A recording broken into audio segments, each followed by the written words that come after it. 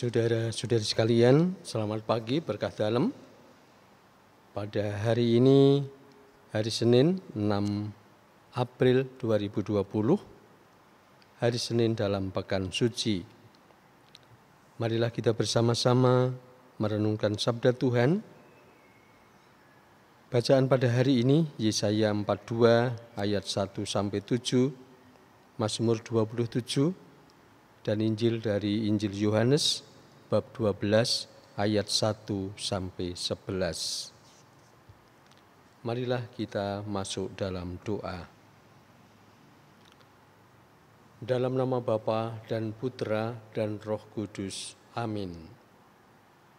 Saudara sekalian, marilah kita dengarkan sabda Tuhan dari Injil Yohanes bab 12 ayat 1-11.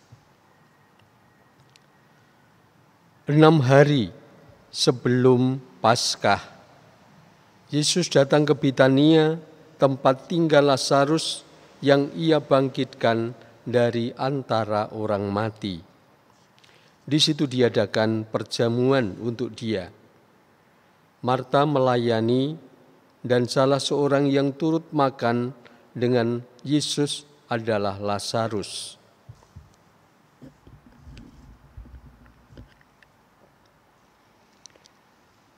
Maka Maria mengambil setengah kati minyak narwastu murni yang mahal harganya, lalu meminyaki kaki Yesus dan menyikanya dengan rambutnya. Dan bau minyak itu semerbak memenuhi seluruh rumah. Tetapi Yudas Iskariot, seorang dari murid-murid Yesus, yang akan segera menyerahkan dia, berkata, "Mengapa minyak narwastu itu tidak dijual 300 dinar dan uangnya diberikan kepada orang-orang miskin?" Hal itu dikatakannya bukan karena ia memperhatikan nasib orang-orang miskin, melainkan karena ia adalah seorang pencuri. Ia mengambil uang yang disimpan dalam kas yang dipegangnya.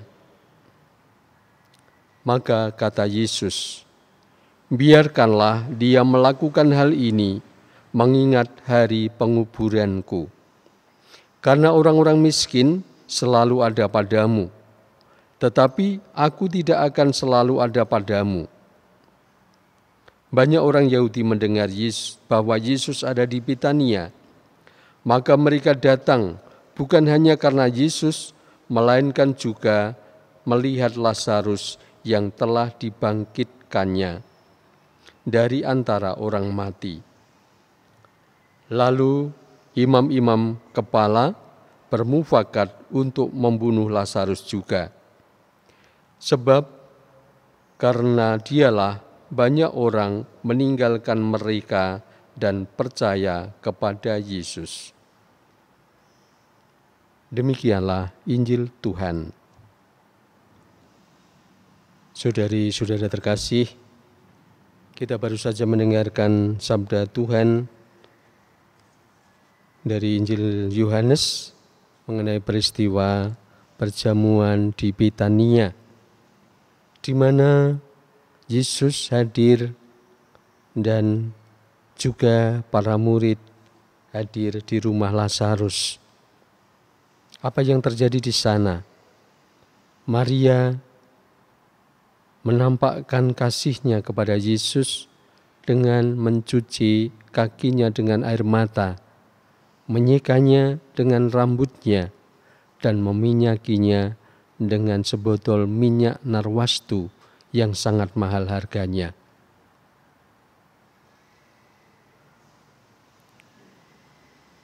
Sesuatu yang tidak wajar juga.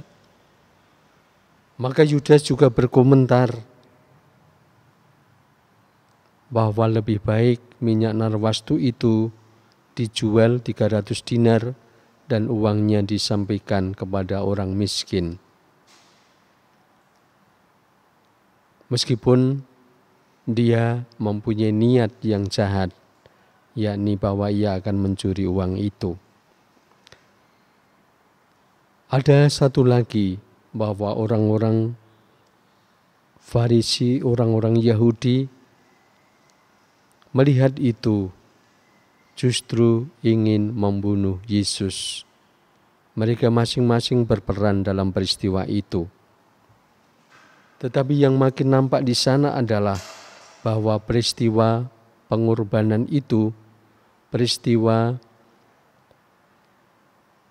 karya keselamatan itu semakin mendekat. Dan orang-orang yang ada di sekitar Yesus menampakkan apa yang akan terjadi dengan Yesus. Kata Yesus bahwa Maria mengurapinya sebagai persiapan atas penguburannya.